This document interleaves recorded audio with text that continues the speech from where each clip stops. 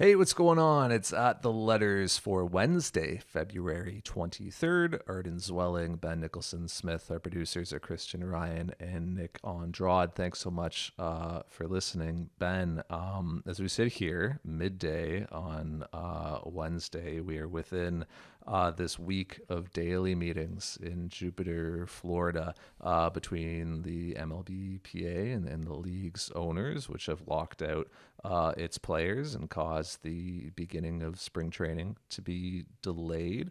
And I suppose the good news is that those meetings are daily and that the frequency has increased and multiple proposals are being exchanged. But the bad news is that each of those proposals just seems to be increasingly marginal and incremental, ever more so than the last, and every move forward by either side on one issue includes a move backward on another. So it really just doesn't feel like we're getting anywhere in this thing. It seems like a lot of talk and wrangling without any real substantive progress being made towards a resolution. Does that sound accurate to I you? think that's very fair. I think that's fair, and it's unfortunate. I mean, this should be a period of time where pitchers and catchers are doing live BPs probably around this time. Dude, there would be a game on Saturday. I think the Blue Wow. Jays were supposed to open the Grapefruit League schedule on Yeah. Saturday. So then maybe we're into an intra-squad game, live BPs. That's the kind of stage of spring that we should be at. We're not there. I know for fans that really sucks, and so yeah, definitely want to acknowledge that. My optimism when we recorded the last time was a little higher than it is right now. I thought at that point, I think we said March 9th, that things would be in motion. Yep. There's going to have to be a big shift in how talks move for that to happen. It's still possible as we record this for some sort of agreement to happen, but you're very right to say that these talks have developed incrementally. It's all right, we're going to have 7 picks determined by draft lottery. Okay, we'll go up to 4. Like, they're moving by one at a time, and that's better than nothing. But until they touch the CBT, there's really no point. It's all a preamble to the CBT, really. And in the meantime, someone yesterday said to me, this is someone on the Major League Baseball side of things, said that the proposal that they'd received from the players was a quote bad proposal, and they're disappointed by it. They didn't like it. They thought it moved backwards. So of course the players would frame it differently. They would say that the owners waited 6 weeks, didn't do anything. So we're at, I don't want to call it a standstill, but it is not moving quickly, and that means that we're likely to see a delayed season. Yeah, I'm having a hard time with the owners saying that the proposal is disappointing or that they're overwhelmed, because just in my opinion, what the players are asking for is perfectly reasonable, and the players are actually engaging on the things that are important to the owners, such as expanded postseason, such as CBT. Like, aside from those issues, like I'm gonna need the owners to articulate like exactly what they want out of this and exactly what they are bargaining for, because I feel like the players have done a really good job of expressing what they're after in these negotiations. They want more money for young 1 to 3 year service time players who make up the majority of the player population. They want more incentives for clubs to field competitive teams.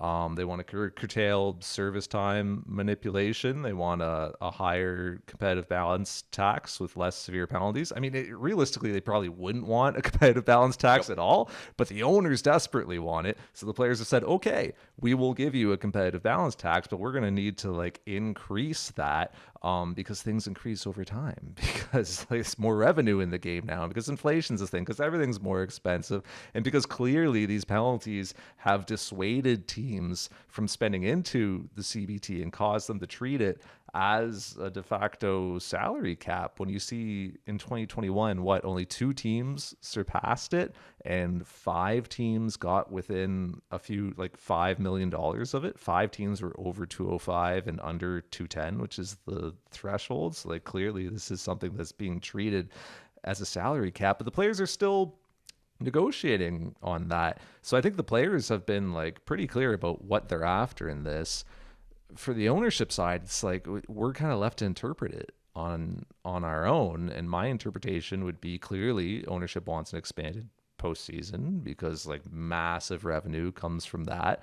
It seems like they want advertising on uniforms. Okay, a little bit of revenue comes from that, and then the CBT, as I just discussed.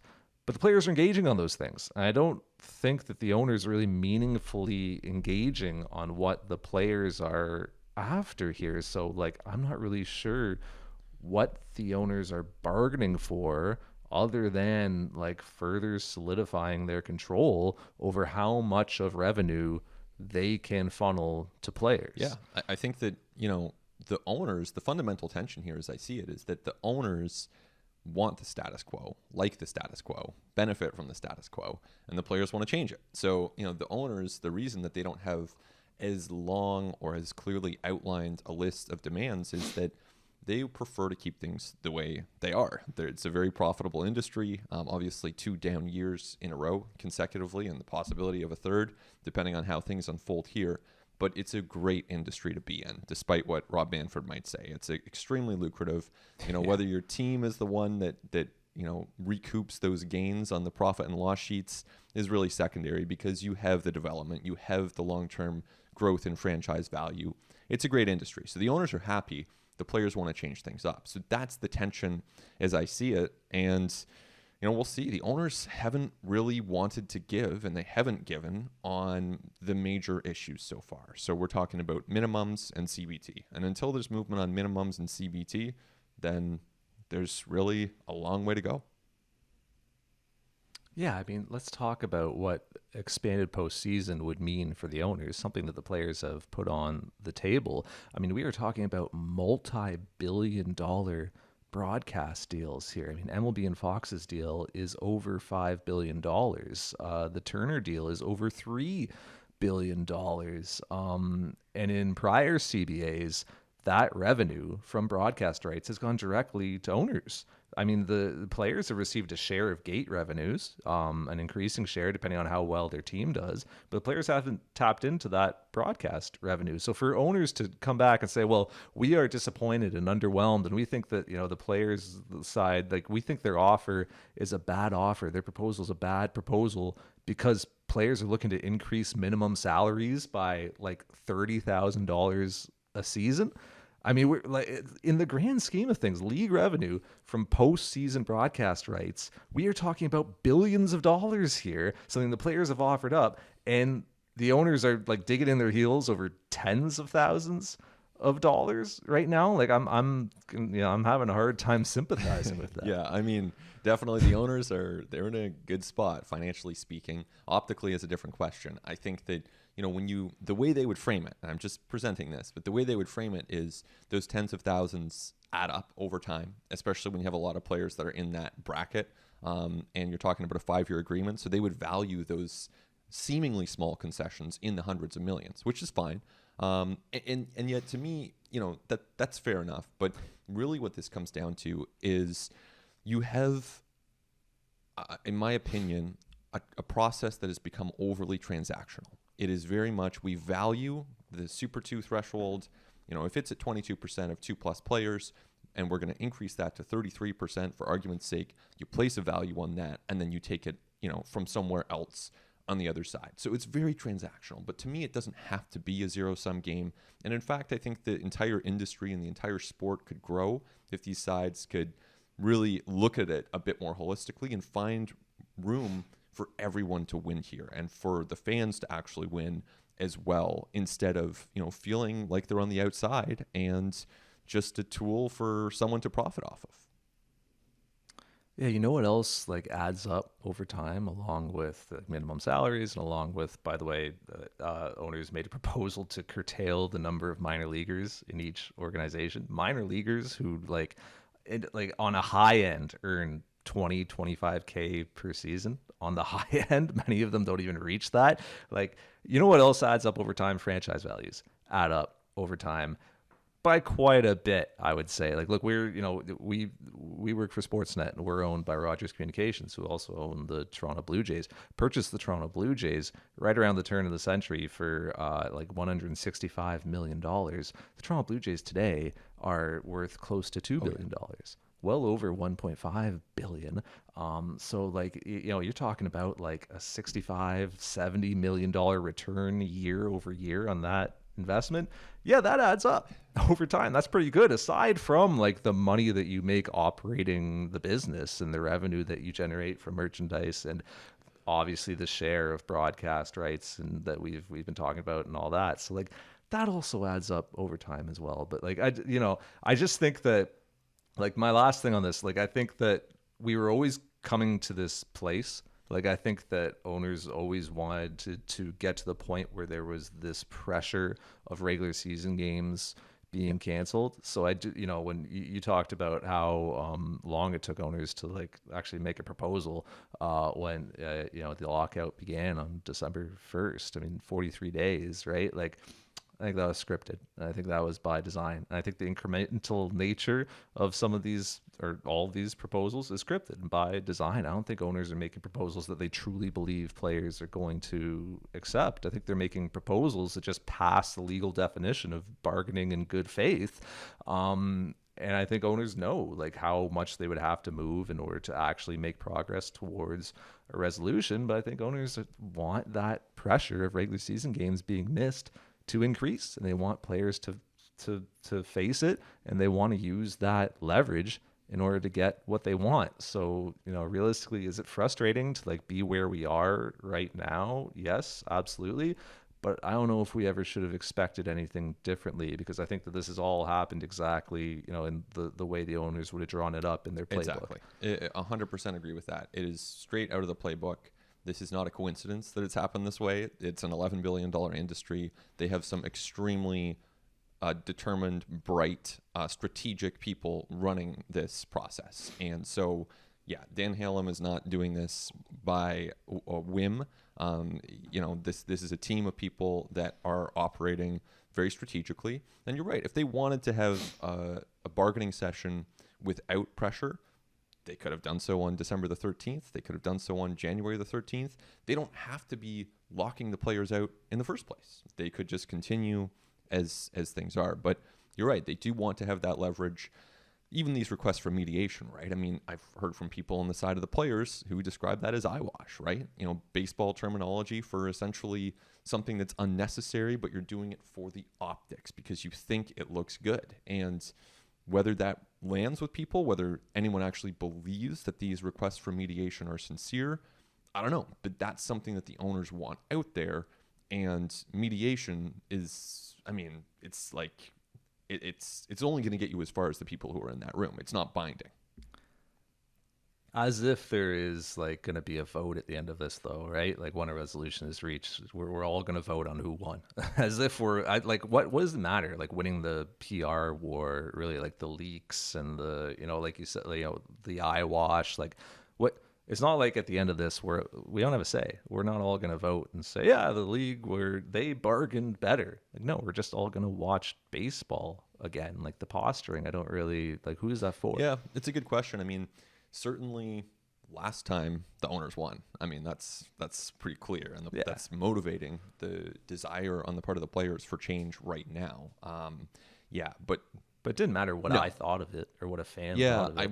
I wonder if it's, I mean, you certainly look at some, and I'm not a lawyer, obviously, but you look at some of the possibilities for, grievances to be filed or lawsuits. It could be, something that, if they are doing these very public requests for mediation, does that get them some sort of extra breathing room in that future scenario? That's a good point. I don't know. I'm sure that, I know we have a lot of lawyers who listen to ATL or a certain amount. I'm sure that they could explain that to us a little bit better, but it crosses the mind. No, that's a good point. The MLB could point back in that case and say, well, we tried, right? Like we tried to get a third party in here. I will just say, like, I know I've made this point before, but like losing regular season games in April, which like seems, I don't know if it's an inevitability, but it seems like it's going to happen. I think we've got this deadline MLB has imposed of February 28th of you need a resolution by that point in order to preserve opening day. That's just arbitrarily chosen. Right? Like, we've seen 3-week spring training camps before. If there's an agreement on like March 2nd, are they going to really bang opening day? I doubt. Like, I feel like they'll find a way. So I don't know how firm that deadline is, but the point remains: players are hurt disproportionately by the cancellation of April regular season games more than owners are. Players make the majority of their money from game checks, from regular season games played. Owners make the majority of their money from national television revenue, the majority of which comes via postseason and later in the season. So, like, yes, would owners sacrifice some gate receipts and merchandise sales? Opening day is always a well attended game. The concessions, like, yes, absolutely. But in April, outside of opening day, not the best attended games in the MLB season. The weather's lousy. Kids are still in school. And also, by the way, in MLB, there's a lot of markets where you can't draw a crowd on like a beautiful day in July, let alone an 8 degree Celsius day in April. But also, owners claw a lot of that lost revenue back by decreasing expenses. They're not paying what it costs to operate their stadium, right? Like food costs, staffing, turning on the lights, security, all these things, insurance. And they're also not paying their biggest expense of all, by the way, player salaries. So missing games in April really disproportionately hurts players a lot more than it hurts owners, which is why I think we are where we are right now, and why the next week, 2 weeks, 3 weeks is going to be an interesting test of whether the players can stomach that pain of not receiving checks from April games, and then just how far into the season owners are prepared to go with canceling the regular season schedule or delaying it, at least, because it seems like that is something they are prepared to do at the onset, at least. And players know this. Players are prepared for this. They have been preparing for this, putting aside licensing revenue to kind of build up a bit of a war chest. Of course, the Players Association was expecting this in November, so they communicated to players what to expect, how to prepare. I've seen the documents. They're telling them, like, don't rack up big debts. Watch what you're spending on cars and clothes and credit cards. Like, this is in the communication from the Players Association to their membership. So, I mean, we'll see, like you say, how far that resolve goes. But the players are well aware of this, and they've got stronger leadership now, clearly. I mean, Bruce Meyer's been a definite change in tone since the last time. That's a significant shift for the players. But the owners are smart too, and the owners have hired, I mean, say what you will about Rob Manfred, he's a very strong negotiator to have on your team if that's the way you want to do business. Like, he has skills, and I know people are not fans of Rob Manfred, but like, he's a successful labor lawyer, and same with Dan Halem, same with this entire team. So now we have the standoff. Yeah, we do. And we are a Toronto Blue Jays podcast, so we should talk about the Toronto Blue Jays and not just drone on about the lockout forever. But we're going to talk about the Blue Jays and the lockout and the CBA negotiations, because it does seem like we are at least have an idea of some of the structures that'll come out of a new CBA and what it might look like. And we just want to take a quick look at a couple of those and how they would impact the Blue Jays going forward. So, Ben, what would some of the CBT ramifications to come out of this lockout mean for the Blue Jays in 2022 and beyond? I almost look at it as, how does it impact the Yankees and Red Sox? Because historically, the Yankees and Red Sox have been the teams in the Jays division and really in baseball that are most willing to push up against and potentially past the luxury tax or the CBT. So if the Yankees and Red Sox are spending up to that level, then where that level sits is really important. And right now, the owners are offering very modest increases in the CBT. Players want it to go up more substantially, as we already discussed. So to me, it's going to be really interesting to see where it sits. Mark Shapiro has said that he doesn't see the Blue Jays pushing past it anytime soon, or pushing up to it. So we're not expecting that the Jays are quite going to be at that level. But, when you look at the Yankees, it's a pretty big variable. That 214 to 245, that's a $30 million difference. That's one elite player that the Yankees may or may not be able to get, depending on where that sits in the end. Yeah, instead of going out and grabbing like a Rougned Odor to like fill a gap, you're grabbing Yeah. a better player. And it's worth noting, like the Yankees and Red Sox, both teams that were among those five that were above 205 but below Yeah. 210 in recent years. And two teams also that have surpassed the CBT, but also the two teams that ducked under it to avoid penalties. So if the penalties go up, which I think they should, by the way, or sorry, if the penalties That go would have been a down, turn. which I think they should, and if the the threshold goes up is what I meant to say. If the threshold goes up, which I think it should, and if the penalties come down, which I think it should, but some combination of that's going to create more flexibility for the Red Sox and Yankees. We know they have the financial resources to spend more than they do now, and I think they have the ownership willingness to do so as well, as long as it doesn't incur, crazy tax penalties or coughing up draft picks or an international slot and things like that. So yeah, that's probably bad for the Blue Jays, particularly because like the Blue Jays aren't going to spend into the CBT without a new stadium or without like a major renovation of the current stadium in order to generate a lot more revenue out of Bremner Boulevard.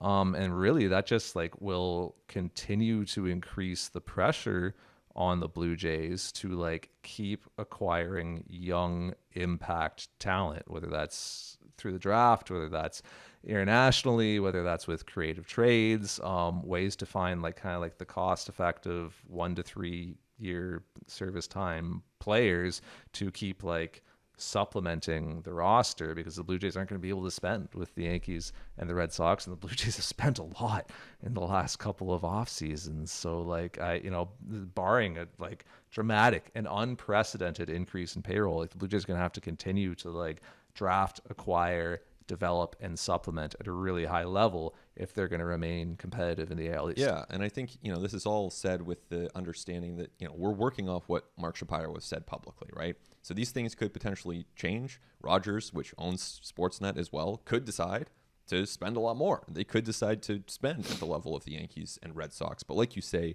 that hasn't happened historically. So we're working off the assumption they are not pushing up to that level. And as long as they aren't, if you're purely a fan of the Toronto Blue Jays, you probably don't want to see the CBT rise all that much. Now, as you and I are talking about their kind of bigger picture questions here about the game and what's fair and players and the value they bring. But if you're purely a Blue Jays fan, you probably want to see it at 214. Yeah. Are you a fan of the player or the laundry, right? Because if you like the laundry, yeah, you want to see the CBT stay where it's at. But if you like players and you want to see like players share in this game's revenue, which was nearly $11 billion in 2019, then you want to see it rise. I want to talk expanded playoffs, because that seems like a certainty at the end of this. It's obviously the player's biggest like play card to play. It makes the biggest difference to owners. I really don't see any CBA without an expanded postseason Agreed. of some sort going forward, whether that's 12 teams, whether that's 14 teams, we'll see. MLB has proposed 14 teams with 3 divisions. The best divisional winner in terms of record goes forward, like gets a bye to the divisional series, and then the other 2 division winners get to pick their opponents in a 3-game wild card series. And then obviously the 2 teams that don't pick and are not picked end up playing each other as well. 3-game wild card series. The players in a proposal, and this is a pretty outdated proposal, so maybe there's things have changed, but their proposal was 12 teams. Top 2 teams in the league advance straight to the DS, and then the 4 remaining play a couple of wild card series. So those are kind of the structures that have been talked about. But like Ben, I don't know. It's hard for me to find an argument that says this is anything but good for the Blue Jays. Like we have just gone over, the annual challenges of playing in a division with the Red Sox and Yankees, who have massive spending power, not to mention the Tampa Bay Rays, one of baseball's like most cunning and innovative organizations, a plus 600 winning percentage since 2019, one of MLB's best farm systems. And oh, by the way, speaking of farm systems, the Baltimore Orioles have built themselves a pretty good farm system. You look at some of the rankings that are coming out this time of year, pick your source. The Orioles are generally a top 5 system. Some have them number 1 in baseball. So like the Orioles are kind of bouncing back, and they're coming out of a rebuild, and it's fair to expect them to be a lot more competitive going forward than than they have been. So, we literally just watched a season in which the Blue Jays won 91 times and missed the playoffs with a record that would have like easily won the NL East, where the Atlanta Braves won a World Series with like 88 wins and winning that division by like a half dozen games. So for the Blue Jays, like just in the AL East, life has never been easy. It isn't easy. It's never going to be easy. There's no reason to believe it's going to be easier going forward. So having a couple more postseason spots up for grabs, like I don't see a way that could be a negative for the Blue I Jays. do think you have to kind of twist yourself pretty hard to come up with, reasons why you want to root against expanded playoffs. I like expanded playoffs. I think I've probably said before in ATL, I like the idea of going to 12. 14 to me is too many. I do not like that. But either way, it's going to happen. They're going to expand. And so it's a question of how many teams. So, it's interesting with the Jays because I think if you were to trace things back historically, and I haven't done this, but I'd be curious to see what the results are. I would guess that the Jays would be one of the teams that would historically have benefited most from one or two more teams being in the playoffs. Like you think about not only this past season, but some of those years, like with Delgado and Halladay in the 2000s, where they had some good records. Totally. They had some really good teams, but the Yankees and Red Sox were just too good. So they were on the outside looking in. So historically, they would have benefited. Now, you could make an argument that going forward, the Jays, they are one of the best teams in the American League. So the more you expand it, the more room you have for some Cleveland or Seattle to come in with less talent, short series, upend a more talented Blue Jays team. So, yeah, you could make that case, but I think by and large, it's a good thing. Yeah, those early 2000s clubs that were like routinely winning mid to high 80s would have really benefited from this, I think, because like, the Blue Jays would win like 85, 86 games, 87 games, which would be just good enough to finish third in their division with the Yankees and Red Sox. If there had been sorry to cut you off there, but if there had been a expanded spot, maybe at that point, JP Ricciardi or Anthopoulos, whoever's running the team at the time, they say, all right, we're going to push in a little harder. We're actually going to we're actually going to buy at the deadline to try to bolster this team because they would have known that a spot existed there. At the very least, it's easier to make the argument up to ownership to push further in and increase payroll in that case. Yeah, and I understand like what you're saying. Like, yeah, maybe the Blue Jays get into a wild card series with the Twins or something and get swept out. But like that's just the nature of the postseason, man. Like that's why you're just trying to get in, right? Like it's ultimately like, and my view of to me the regular season champion is the champion of baseball because I think it's way more impressive if the San Francisco Giants win 107 games over a 162 game schedule than if the Atlanta Braves get hot for 3 weeks. Like the MLB postseason it's March Madness, like way more than people want to admit that it is. It's just a crazy, wacky tournament. And if you're hot for the tournament, man, like anything can happen in a 3-game, a 5-game, a 7-game sample. Like it's just not enough time to determine who's the better baseball team. It's who's the healthier baseball team and who's the hotter baseball team. Like who's playing better right now. Any postseason game, I think, is much more of a 50-50 proposition than people appreciate. And sometimes you flip that coin 3 times and it's heads on each one. Yeah. Now all of a sudden, team that won a ton during the regular season is I get that. I think it is in some ways extremely impressive to have that best record. Ultimately, the contest is to win the World Series, though. So you gotta make your plans with that goal in mind. And that's to me, it's still winning the World Series, even though the best team doesn't always win. Yeah, not in my reality. I think teams should raise like regular season champion banner. Like the Giants should raise a banner for like what they did last season. It's way more impressive to me than what the Braves did to win that much over a 6-month slog. But like I honestly like the biggest benefit here for the Blue Jays is it just increases the margin for error. Because like the Blue Jays can build a team that projects to win 95 games, but then Vladimir Guerrero Jr. misses 2 months, or then like Bo Bichette has a long slump and underperforms. then there's a pandemic that forces you to play like in 3 different home stadiums. And like I'll never be able to prove this, but I believe wholeheartedly that if the Blue Jays are at Rogers Center for 81 games last season, they're in the playoffs. I think they find that extra win. I think they find 2+ wins. So they don't even have to muck around in a tiebreaker scenario. But like no matter how competitive the Blue Jays look on paper going into a season, like unexpected things happen, and that impacts your win expectancy as the season goes on. So an expanded playoff field just like increases the error bars there and just allows you a bit more leeway to underperform your win potential for whatever. It could be records in one run games, right, which are often impacted by luck. Like that could be it as well. So it just gives you more opportunity to get into the dance. And I think ultimately this is good for fans. I believe that if you have 12 teams out of 30, that's a nice ratio to me.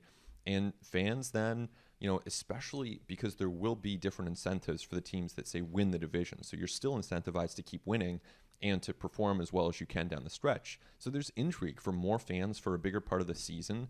And I just think that's a good thing for the game. I think that those pennant races are really fun. You get to August, it's kind of the main sport in town at that point. August, September, you have the stretch run. You really have some high stakes. I think that's a good thing for Jays fans and for baseball fans broadly. And I don't know if we'll see this, but one thing that has been on the table in these talks is divisional realignment. I know the Players Association talked about the possibility of going to 4 divisions. And like I said, this is a pretty outdated proposal. I don't think it's being discussed right now, but like that would really help the Blue Jays in a lot of ways. If they like broke up the AL East and they realigned the divisions, that would be huge. It's like not only because it's like less competition for the division title, or like not only because you're not going up against the Rays, Yankees, Red Sox for the AL East division title, but you would also, I assume, play fewer games against those clubs. So fewer trips to the Trop, fewer trips to Yankee Stadium, fewer to Fenway Park, and more games against those Minnesota Twins or those Cleveland Guardians. There's like some of those like weak AL Central clubs or weak clubs in the AL West that you can beat up on a lot more reliably than the ones in the AL East. That, I think, from a strength of schedule standpoint, would be really beneficial to the Blue Jays as well. My understanding is that's not on the table now. I think we'll see the traditional AL East in 2022 because I think a realignment would be tied to expansion, and I've been told that expansion is not part of these talks at all. So expansion would be a bit further down the line. I mean, Major League Baseball should expand. That's part of this. When I talk about looking at things a bit more broadly and ways to, think about the game in a way that everyone wins, I think expansion is one of those things that really would benefit all involved. More jobs for players, expansion fees for owners. And for fans, I think more teams are kind of fun. There's certainly the talent out there. So, but at this point, my understanding is that's not part of the talks. And we're not going to open up this Pandora's box right now, but it would be about finding the owner that MLB feels would align with the way that they want the sport run. So maybe less of the Steve Cohen, Mark Cuban, type of individual, and maybe someone else. Let's step away. But when we come back, we'll talk more Blue Jays. We'll talk transactions. We'll talk about like what the life might look like on the other side of the lockout, what the Blue Jays still have to do this offseason, all that and so much more when we continue on At the Letters. It continues on At the Letters. Arden Zwelling, Ben Nicholson Smith. Quick reminder, if you ever want to reach out to us, you can get us at the letters at sportsnet.ca. And Ben's on Twitter at B Nicholson Smith. I'm on Twitter at Arden Zwelling. Ben, at some point the lockout will end. Don't know when, but it will at some point, and it will be sunny days, and baseball will resume, and it will be absolute mayhem and chaos as teams try to complete the second half of the offseason in an incredibly condensed time frame. Like the way this will happen is that the two sides will agree on a CBA, and they'll have this like joint press conference, and they will announce that they've reached an agreement. And then there will still be like a few days after that where it has to be ratified and everything has to be signed off on and cross T's, dot I's, all that stuff. You can't have transactions occur in that period. The deal has to be ratified before anything can occur. And then you've got from agreement / ratification to camps opening 5 to 7 days, realistically.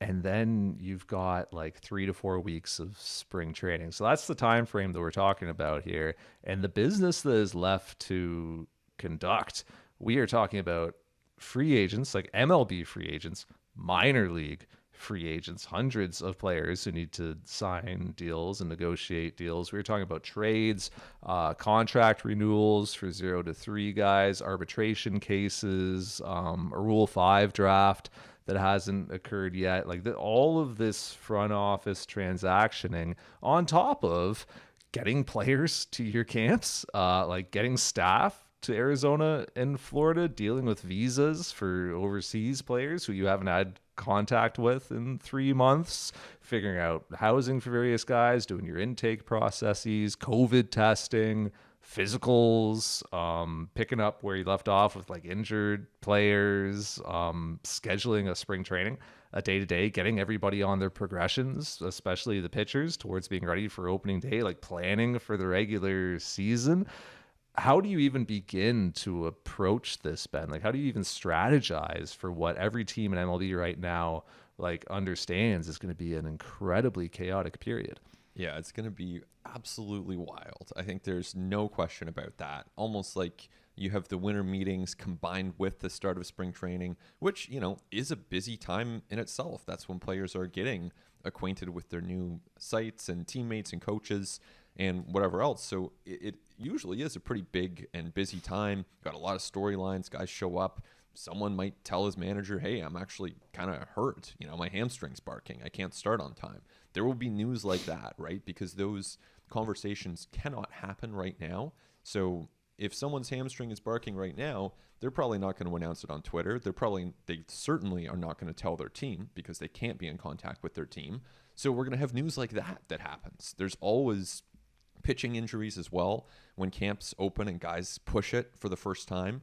So there's going to be injury news. It's going to be wild. So to answer your question, how do teams approach this strategically? I mean, I think, you know, you have to figure out what the priority is. And so you have to sort through the things that you can deal with now. So that means coming up with valuations on players with other organizations, determining where you value your own players, probably setting up a plan for the Rule 5 draft, and the stuff that can wait will have to wait. So I think stuff like extensions probably gets pushed, but you have to be prepared for the moment that it becomes official and becomes permissible for teams to actually talk to each other and to agents again. You need to know who those first calls are. You need to know, which people are making which calls, and pretty much at 12:01 or whatever the time is, you are going to have the messages. I would imagine this is what I would do. You would have the messages composed. You would have them written in your drafts folder. You hit send the moment that that the agreement is ratified, and then you go from there.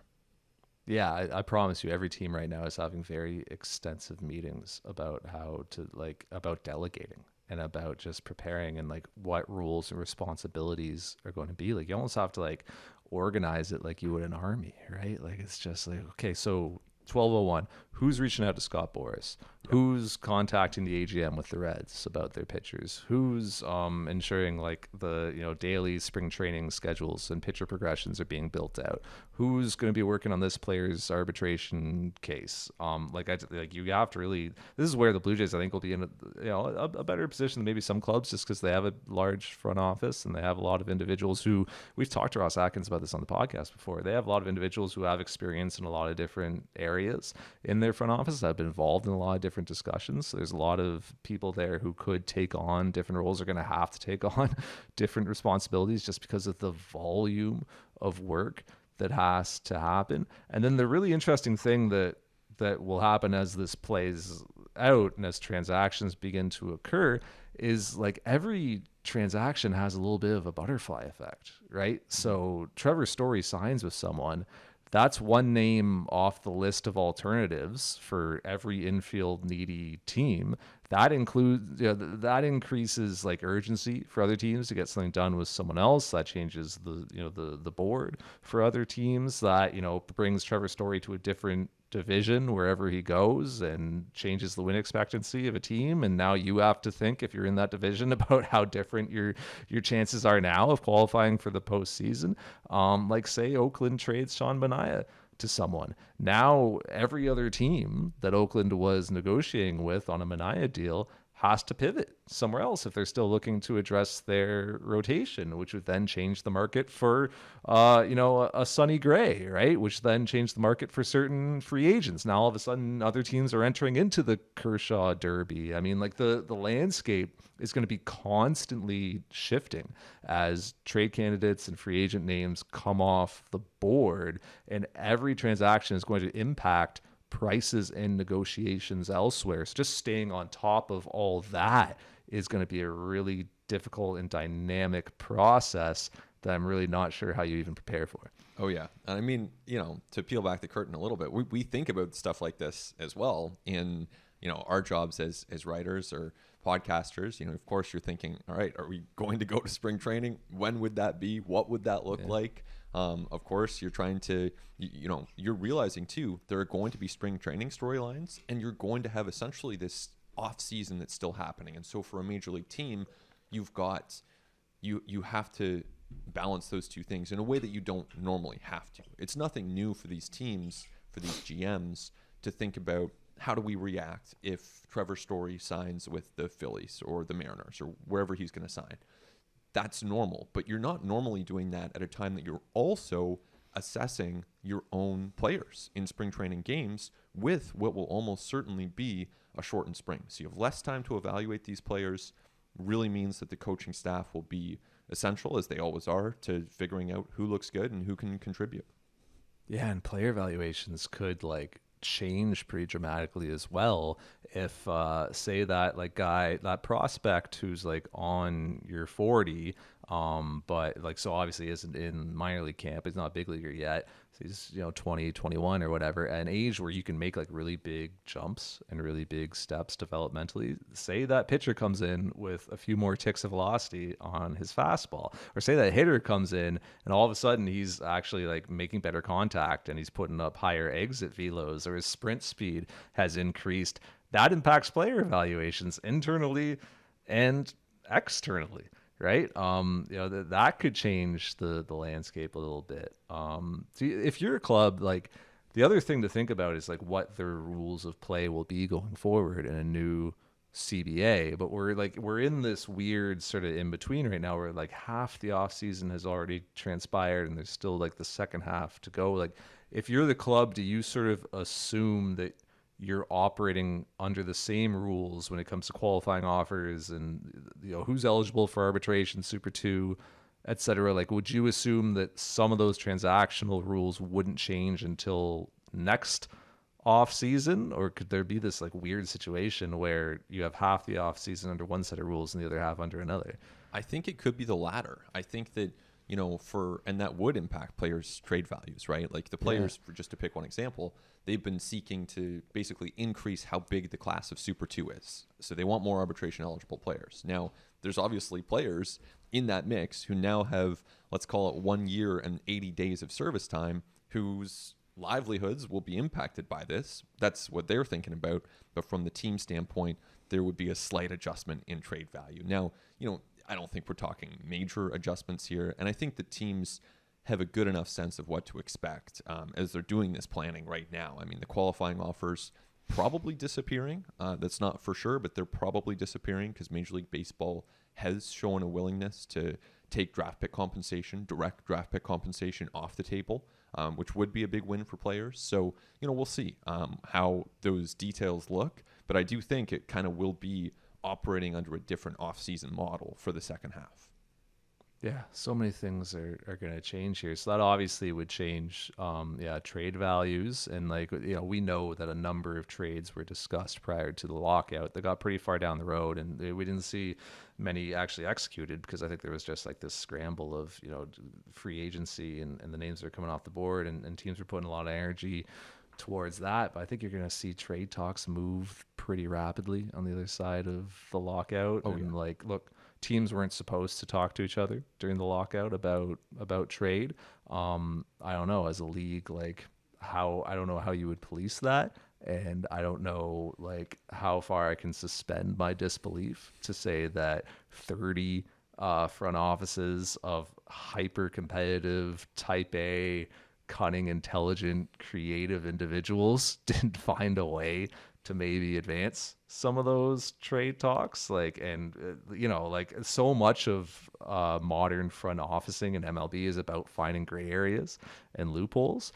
So like it's hard for me to believe that there hasn't been some front office personnel locating and exploiting loopholes and finding ways to advance those discussions. I don't know where you land on that, but aside from just free agency and like the pretty like wild amount of activity we're going to see there, I expect a lot of trades pretty soon after the lockout as well. 100%. I had someone predict that within 5 minutes of the end of the lockout, all three Reds pitchers will be traded, and that's that's a group that the Jays have had interest in. I mean, they have interest in all three: Castillo, Gray, and Tyler Mahle, as you would expect for a team seeking pitching. So, and the Jays, by the way, were pretty aggressive in looking at trades for pitchers leading up to the lockout. So certainly something that's on their radar. But yeah, I mean, I think that the question is really interesting as to whether front office employees would have these discussions. I tend to think that it would be, I don't know if I'm naive in thinking this, but I think it would be at the GM level or higher. Like, I don't think anyone under that level would mess around with their own job security or livelihood. Like, I think that would be dumb to do that if they did. Now, let's say you got GMs and they both happen to be in Scottsdale and they run into each other on a jog or whatever the case. I mean, They might say, hey, we should talk. But I don't know. How do you police that as a league? And I think that's I don't think that these guys are emailing or WhatsApping or whatever the case, specific trade stuff. I really don't. But if they run into each other in person, there could be a general, hey, we should talk. But then how do you square that with the Reds executing 3 major trades within 5 minutes of the deadline? Well, I think the groundwork. CBA. Yeah, I think and that's kind of I'm not sure how. We'll see if that actually happens. Then clearly, the groundwork was there maybe before all of this happened, because there was a lot of trade talk before. Certainly, Cincinnati has had a lot of time to think long and hard about whatever offers they had. And maybe it won't come to that, but I mean, that would be pretty interesting if that happened. When it comes to free agency, I almost wonder if there's also going to be an opportunity for teams to be really opportunistic. Like, I feel like there will be players who are really feeling the pressure of not having a job for however many months the lockout went on, and then still not having a job, not having a camp to go to, not knowing where you're taking your family, whether it's Florida or Arizona, not knowing where you're going to be during the season. I wonder if there's going to be players who simply just want to get that settled, want to get in camp. Maybe it's someone who has to kind of like win a roster spot, win a job. So the more time they give themselves to do that, the better, obviously, for them. And so I wonder if there are going to be some free agents who are accepting a lower value than they would have imagined entering the off season. Particularly in that bench piece, part-time player market, that back end starter market, the relief market, especially. I wonder if you're going to see some pretty like decent, impactful 1-2 win players taking some deals that might surprise you. And I think that the front offices that are best prepared for that could be really opportunistic here. And this is unfortunate for the players, obviously, because like I want players to be paid as much as possible. But I think there's going to be some really like low value, short term deals that actually provide low value to the player, provide a lot of value to clubs. Yeah, I think that's a really good point, because especially for players who might have been seeking, on the edge of, are they getting a major league deal, minor league deal, that tier of player, yeah, they really benefit from being in spring and having the chance to earn that roster spot. So I would think for minor league deal candidates who are trying to earn that final spot in a bullpen, absolutely. If you move quickly, there would be opportunity there. Now, for your Chris Bryants, your Trevor Stories, I mean, I think those guys are getting paid regardless. I don't think that there's really probably much of a bargain to be found there. But at the lower end, yeah, I think that's pretty interesting. And the thing that we typically always see during spring training is negotiations on possible extensions, because like typically spring training is like this front office dead zone where you're dealing with the day-to-day stuff and like who's been hurt and stuff. But typically your roster building is complete and your arbitration cases are settled and your contract renewals and all that stuff. The Rule 5 draft is in the rear view. It's not going to be the case this year. And that's why I think it's pretty unlikely that we see some extensions during the spring, because there's just not going to be enough resources for front offices to like pay it the appropriate amount of attention. Like it's a huge, massive decision when you're extending somebody, particularly when you think about the Blue Jays candidates, you know, Vlad, Bo, Teoscar, like they're massive decisions, a lot of moving parts, and you got a front office that already has way too much on its plate. Maybe that's different for players like an Aaron Judge or a Dansby Swanson, who are like a year from free agency. Maybe that's a little bit different. But for guys with like multiple years of club control remaining, like the Blue Jays extension candidates, I think it's pretty unlikely that we see real groundwork being made towards an extension. And I think that if that is something that both sides are motivated to do, and if it does look like a realistic chance of it happening, it's something that would have to bleed in to the regular season. Yeah, I think that when you look at the priorities that teams are going to have coming out of this thing, it's clearly going to be the free agents and trades, because there's a shelf life for how long you actually have to make those decisions. So I think definitely extension talks get pushed back by at least a few weeks while that gets sorted out. And for the Jays, yeah, I mean, now they can certainly go through the internal process of determining where they would make an offer to Vladdy. And they can have that all lined up, but to actually sit down with him and his representation and, begin those conversations with the kind of attention and respect that they obviously deserve, that's probably not going to be on day one after the lockout. And then speaking of extensions, the last thing I wanted to hit on with you here today, Ben, was the report that Juan Soto declined a 13-year, $350 million extension with the Washington Nationals. What did you make of that news? What kind of impact do you think that has on the Blue Jays, who have some pretty elite players that they may be looking to extend themselves going forward? Yeah, exactly. I mean, you look at Juan Soto, just an incredible player, and someone who has put himself obviously in a great position. I think, and he's closer, we should say off the top, he's 3 years away from free agency, as opposed to Vladdy and Bo. They are 4 years away. So Juan Soto is a 3+ player right now. That obviously impacts things in a big way here.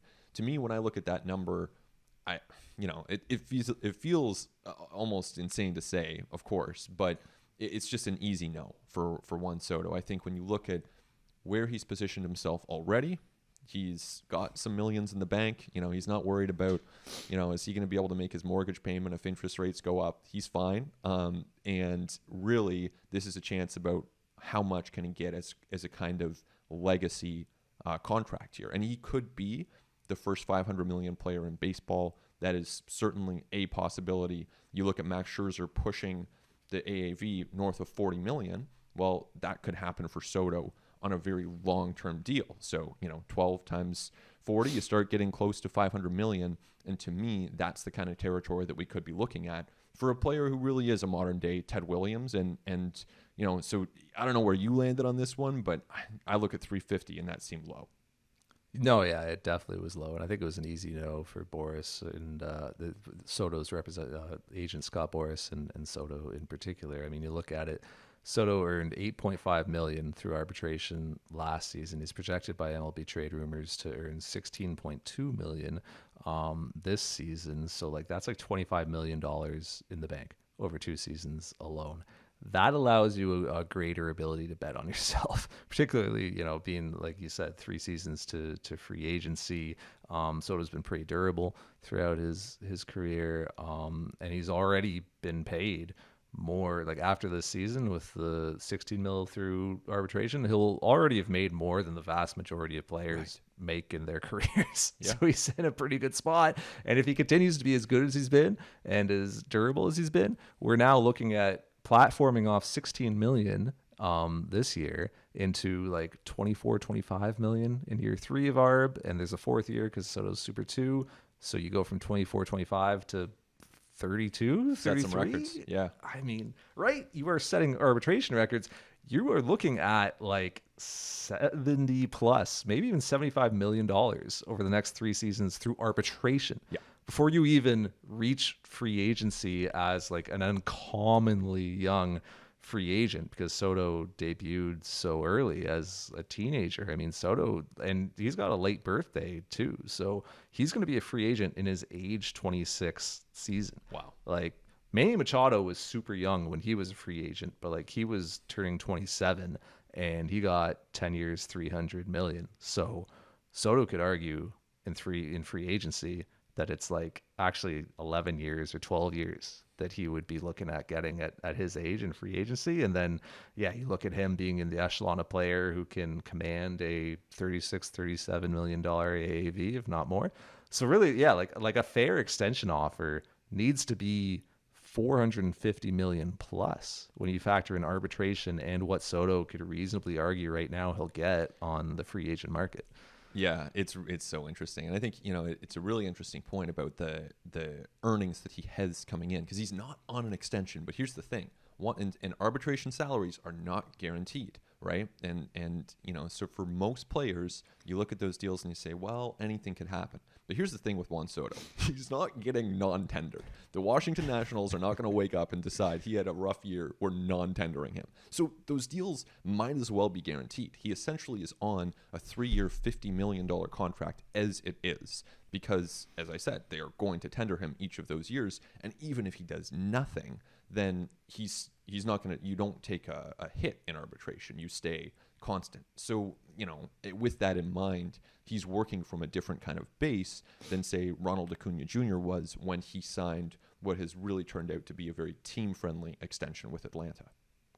And if you're the Blue Jays, you are watching the Soto situation very closely, because you have a very similar player, or as similar as it gets, I guess, on your team in Vladimir Guerrero Jr. Like, you line up the seasons that Vlad and Soto had in 2021, remarkably similar in terms of productivity. Now, obviously, Soto has more track record. Obviously, Soto is closer to free agency. I think that Vlad very much needs to return in 2022 and be as durable as he was in 2021 and be as productive as he was in 2021, just to continue that proof of concept. But if Vladimir Guerrero Jr. can continue producing at, Soto-esque levels, maybe even continuing to get better, Vlad, because he's still in his early 20s. I mean, Vlad's going to be on the same track as Soto is. And and Vlad is already actually, he's Super 2 as well. So he is entering his first year of arbitration, projected to make $8 million. Soto made 8.5 in his first year of arbitration. So it would be the same arbitration track if Vlad continues to produce and be as healthy as he has been. So Vladimir Guerrero Jr. could also reasonably expect to earn $75 million via arbitration, and then also hit free agency at a very uncommonly young age, at 26.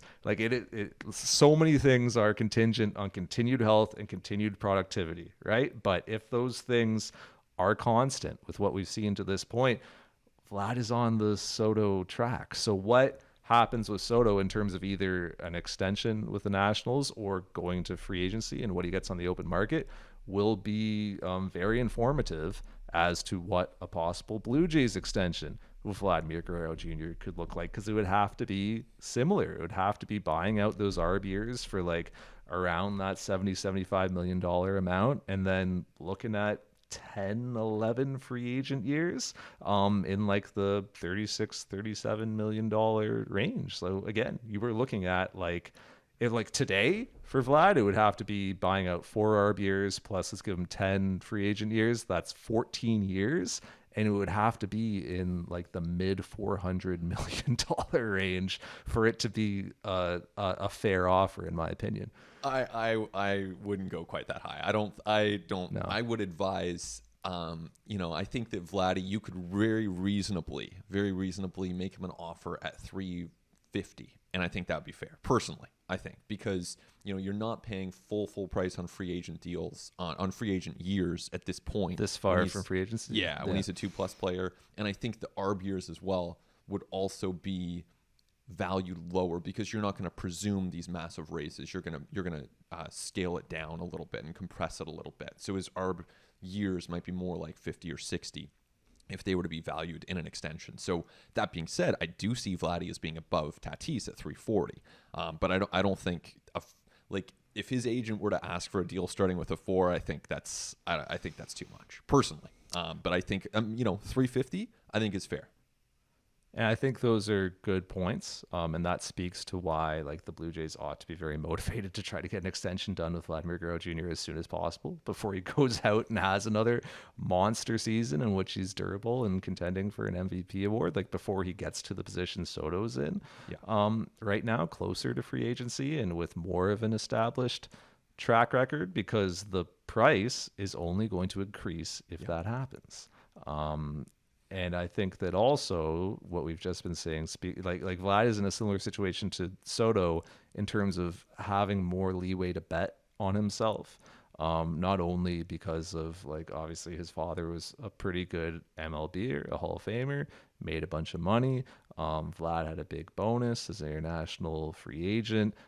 He's due $8 million in arbitration this year, and as you said, like, it would be pretty shocking if the Blue Jays non-tendered Vladimir Guerrero Jr. It's just not happening.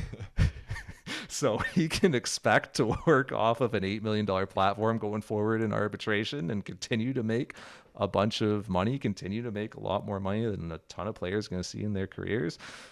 Vlad's got a lot of leverage if he wants to go year to year and bet on himself and try to get to free agency as a 26-year-old. He's pretty well positioned to do so. So what happens with Soto, what happens with Vlad, like very interesting cases to watch going forward, and possibly some record-setting ones, both in arbitration and free agency as well. Yeah, exactly. And this is where, of course, it's a lot of money. And if a negotiation were to happen today, I'm imagining that the AAV for Vladdy's free agent years might be 30. Okay, so that's a ton of money, but it's still, when Ohtani gets to free agency, when Wander Franco's not getting to free agency, but when Ohtani does, when Soto does, we could see deals that value the free agent years higher. So there is a possibility here where the Jays make a $350 million offer, and it saves the money down the road, because if Soto's 500 and that's where Vlad would have been, then all of a sudden you would have had to pay 510 to keep Vladdy the next year when he was a free agent. Hell yeah. And $30 million in 2022 money ain't the same as $30 million in 2028 money, in 2029 money, which is what we're talking about when you're buying out those free agent years. So like that also, like that cost control, that's also baked in. Like the value of $30 million, one presumes, is only going to diminish over time. So the Blue Jays got Vladimir Guerrero Jr. locked up to the deal that you are, betting on. I mean, it would depend on like how you feel about his durability going forward, how you project him going forward, considering you've only seen it for one season. Like, I don't have any reason to believe Vladimir Guerrero Jr. isn't going to continue to be like a generational, elite, amazing talent at the MLB level. But there is only 1 year of track record of him actually like proving that concept and fulfilling that. And then obviously there have been questions about his conditioning. There have been questions about his durability. He's not offering a ton of defensive value. Like, is this guy going to be a DH in his mid-20s? I mean, those are all factors that are baked into that. But if Vladimir Guerrero Jr. continues to be the Vladimir Guerrero Jr. that we saw in 2021, for the Blue Jays to be paying him just $30 million a year through X free agent years, it's a good deal for the club. Well, it's so interesting, because you think about, 12, 13, 14-year deal. What's Vlad going to be at 35? I mean, that's a real question. What is he going to be? Is he going to be a first baseman? Is he a DH? what's his batting profile like? I mean, he's presumably moving slower at that point. What does that mean for his doubles total or his ability to leg out infield singles? What's his health like? So there's no obvious answer. There's no answer to those questions right now. But if you're the Jays, you have to be considering them. If you're thinking about extending him, then you have to really weigh those questions carefully. But you can't not think about extending Vlad either, because what's the point of having this amazing young player if you just concede that he's going to go and play for a different team in 4 years' time? Yeah, pretty glad I don't have to make these decisions, and I don't have to be the one spending that money. It's going to be really interesting to see what the Blue Jays do. So I don't know, man. We might just be having Vladimir Guerrero Jr. extension talks every 2 weeks for the next month, 2 months, 3 months. We'll see. It won't take that long. When you're turning pessimistic, that worries me. Yeah, 'cause I've always been pessimistic about it, right? You've always been kind of the optimist and bright-eyed and bushy-tailed about this thing. Like when you're turning pessimistic about a resolution being reached anytime soon, now I'm worried. Yeah, I'm just looking at the calendar, and you gotta take in the information that's in front of us here. I mean, I still think they play most of a full season. Still think we have playoffs, expanded playoffs this year, but we're definitely running out of time for an on-time start to 2022.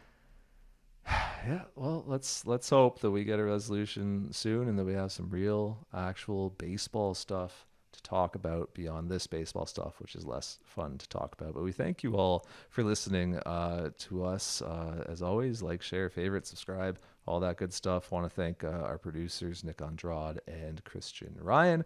Ben Nicholson-Smith is my co-host. I am Arden Zwelling, and we will talk to you next time on At the Letters.